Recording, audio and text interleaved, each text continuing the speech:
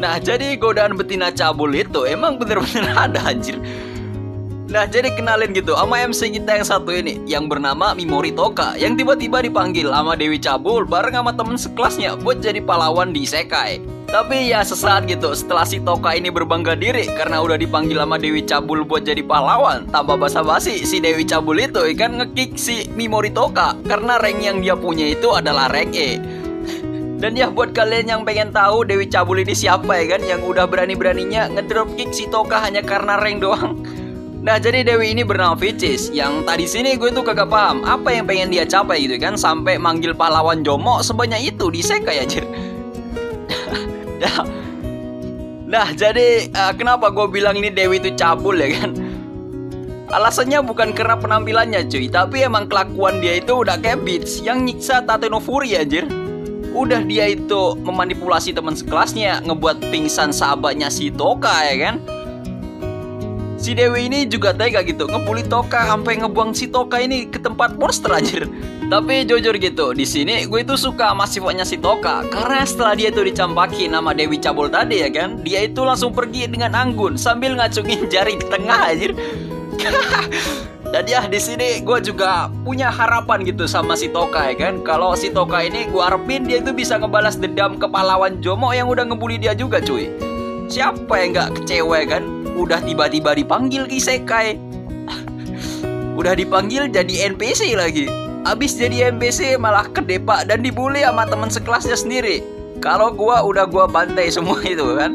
Nah, mungkin di sini kalian pada herannya kan, Bang, kan kalau si Toka dipanggil ke isekai otomatis dia itu punya skill kan. Nah, di sini gue bakalan kasih paham ke kalian ya kan, skill Toka itu apa aja. Nah, jadi dia itu cuma punya skill simple cuy. Tapi yang lebih utama di sini skill dia itu adalah paralis sama poison. Udah gitu doang.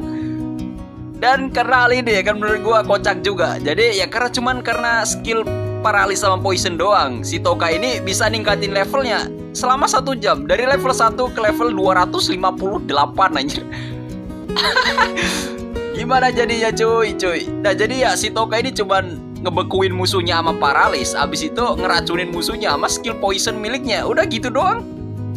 Nah ya jadi gimana, apakah kalian tertarik sama anime ini ya kan? Ya kalau gue sih tertarik ya kan, terutama bagian kayak mana si Toka ini nanti bakalan balas dendam ke Dewi Cabul itu, sama balas dendam ke pahlawan Jomo yang udah ngebully dia gitu. Oh ya cuy, gue sampai lupa gitu. Nah jadi gara-gara Dewi Cabul ini gue tuh sampai lupa ngasih tahu ke kalian judul animenya ya kan. Nah jadi judul animenya itu adalah Uzure Wakuno Jontai Ijo Skill de Saiko Ninata Orega Subete Wojurin Surumade. Dan anime itu dijadwalin ya kan bakalan tayang di tahun ini, yaitu 2024. Nah perihal tanggal penayangannya sepertinya belum dikasih paham sama penerbitnya sendiri gitu. Jadi ya kita tunggu aja.